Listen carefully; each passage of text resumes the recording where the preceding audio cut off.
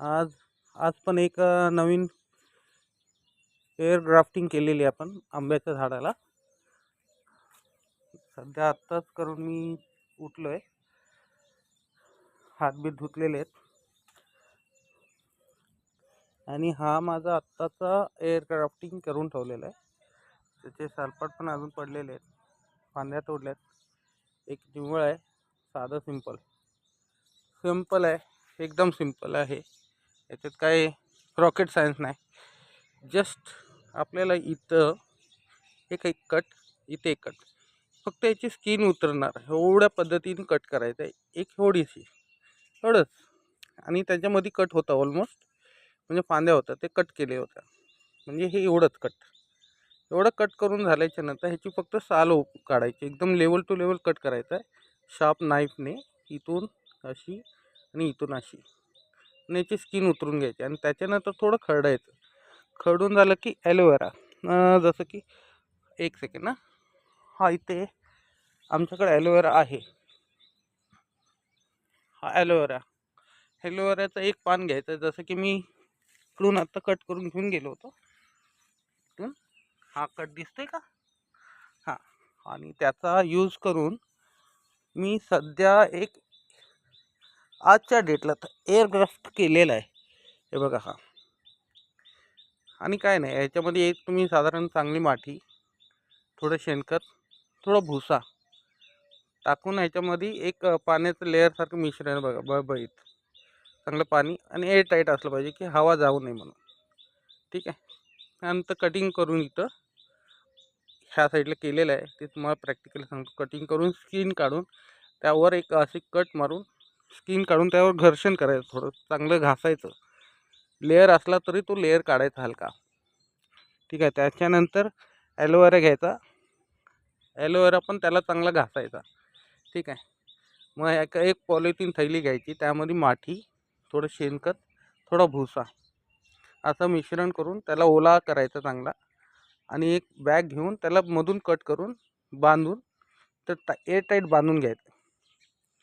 आणि जिथं आपलं मेन हे कट आहे ना, तिथं चांगलं एकदम दाबून बांधायचं, जेणेकरून आहे ना त्याला मुळे सुटतील.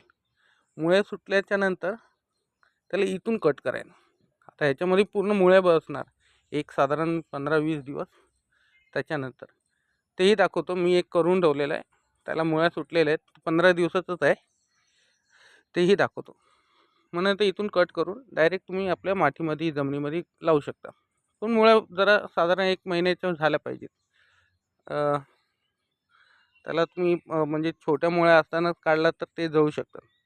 जरा चांगलंच जम बसून द्या, म्हणजे चांगले मुळे सुटून द्या.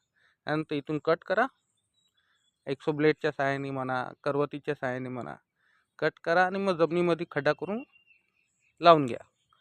सेम हे झाड ज्या वेळेला फळ देईल,